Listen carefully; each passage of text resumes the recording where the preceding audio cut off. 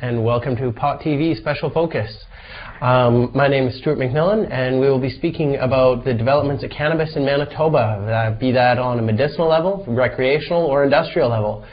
Most of my background is on an industrial level. I work primarily with the burgeoning hemp industry that's been growing and building in Manitoba. And many people are kind of surprised thinking about cannabis, Manitoba.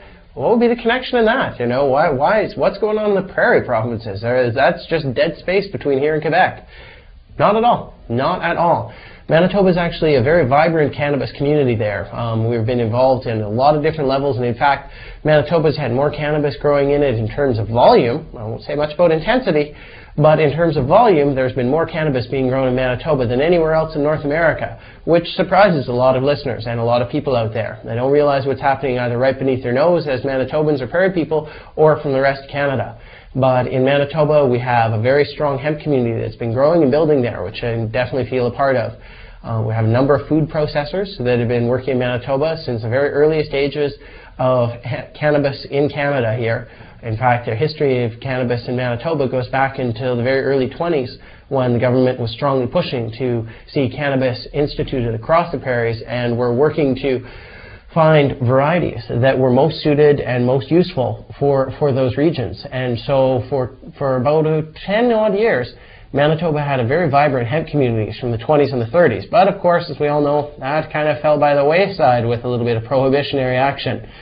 And since that time, it's been having a strong coming back again. Manitoba has been moving ever since the mid-90s, where we've started having a large hemp community there. Maybe I can explain a little bit of this in terms of chronology of events, in terms of the history. And Manitoba was one of the first areas to get some of the trials happening, as much as they were in Ontario. Manitoba was right along with them.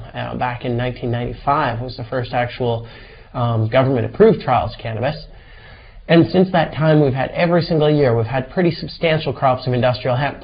And that is, of course, you know, growing it is one thing, and certainly Manitobans have learned to do that amazingly. The farmers I work with are very skilled, and I've seen huge, beautiful fields of cannabis that would boggle the minds of most people, being surrounded by cannabis as far as the horizon can see in every which direction. And yet in Manitoba, that's what's happening there. It's the scope of things.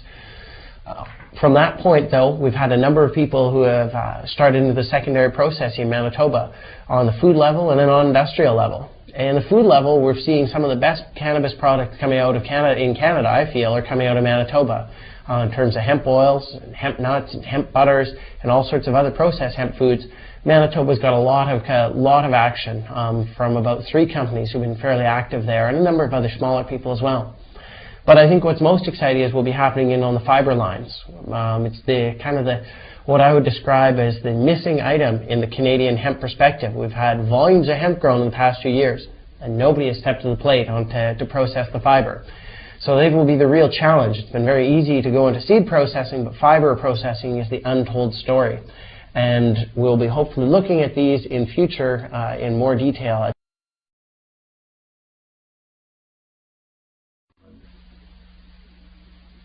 Hi, I'm Steve Cubby. And I'm Michelle Cubby, and we're going to be doing a new show here on Pot TV called The Cubby Files. Tune in to hear about what's going on in the world and what's really happening in the world of cannabis. Be there or stay in your chair. Some of the issues, but I just speak on them briefly. One I would call the unholy alliance of a very unlikely 3 who are involved in Manitoba, being Jeff Golfman, Woody Harrelson, and Clayton Manis, former minister of finance and premier in Alberta. Between these 3, each offers a very different angle of industrial hemp, or towards in terms of skills and ability for this project. It certainly will be an ambitious project, as the proposed budget is $90 million, which is something unheard of in Manitoba for any development, let alone a cannabis-related development. As a pulp and paper plant, it will meet some of the growing need for Canadian and North American processed hemp fiber for the pulp market. Tree-free paper is moving strongly, but it can only move as strongly as the supply for industrial hemp is. As it remains right now, almost strictly all of the hemp for pulp and paper purposes comes out of either Eastern or Western Europe. And this plant will certainly seem to change this around. Now, their timeline of when this actually will be occurring has not yet been clear, but it likely will be in its stages of being constructed within the next few years. The project is ambitious as this, though, we can expect it to take slightly more time than expected. But I think that, pulp will be the next frontier for fiber. That's where it'll really work and where it's really going to go off. And so I wish all the best to those three in their endeavors.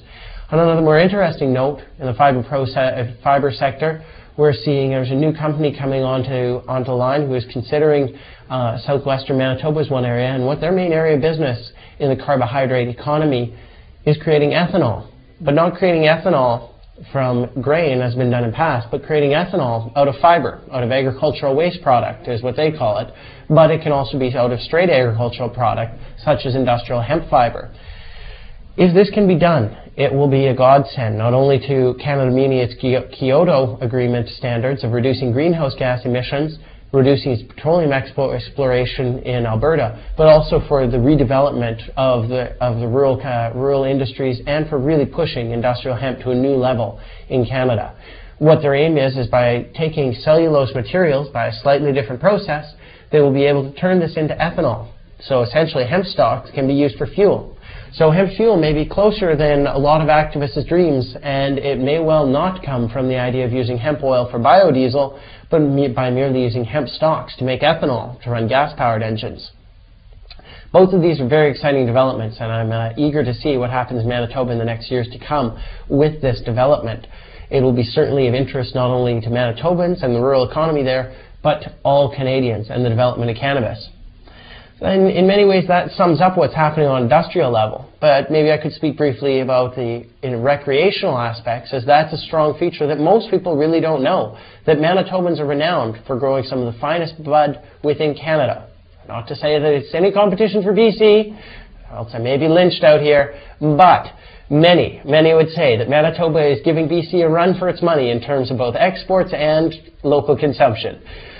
And that's one thing that has been happy to see as a somewhat of a lessening of the stringency of some of the drug laws in Manitoba and an opening to some of these. We've had a number of very fine hemp rallies over the years out there and out on the legislature calling for decriminalization. We've had a number of people active in trying to push the cannabis platform into the mainstream politics. And we have a very open government at this point in time, both on a municipal and a provincial level. So we shall see what other further developments may be coming out of Manitoba in the years to come. But one of the most exciting developments that's happened this past year was on the medicinal front, as Manitoba was the lucky area that was the recipient for Health Canada's medicinal marijuana contract. We'll be being growing in northern Manitoba for the next 5 years. The contract is to be growing industrial-grade marijuana down in the mine shafts of a former Inco mine in a small community known as the Pas. It will be severely limited access, as the cannabis will be 3 kilometers beneath the earth, so don't have anybody have any ideas about tunneling into the secret stash. These things will be heavily guarded, but it's an interesting development to see medicinal marijuana moving into the mainstream in terms of government acceptance, but also to see it moving back into Manitoba, that will in many ways in Manitoba have a full spectrum between the industrial straight through to the medicinal aspects of cannabis. In all of the aspects of the plant, they can be occurring in Manitoba. So this is why we hope to be bringing an ongoing feature for Manitoba cannabis updates, or Manicanna updates, as you may call them, on a whole series of different topics.